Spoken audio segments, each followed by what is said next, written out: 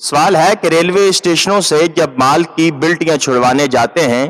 تو ریلوے کے کلرک رشوت کا مطالبہ کرتے ہیں، جسے اگر رد کیا جائے تو طرح طرح سے نقصان اور تکلیف پہنچاتے ہیں۔ ایسے حالات میں ایک مومن تاجر کیا کرے؟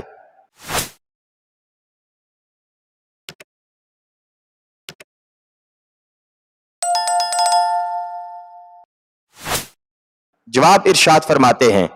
عجیب معاملہ ہے کہ یہ لوگ جب حکومت سے اپنی تنخواہیں اور الاؤنس بڑھوانے کے لیے ہڑتالیں کرتے ہیں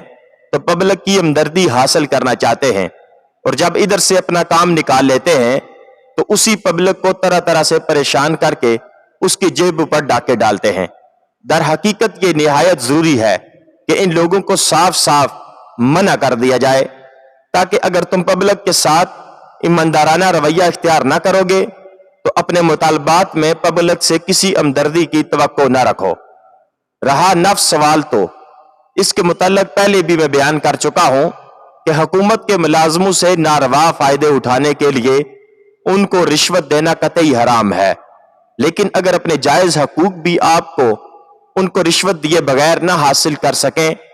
اور ان کا نقصان بھی آپ کے لیے قابل برداشت نہ ہو،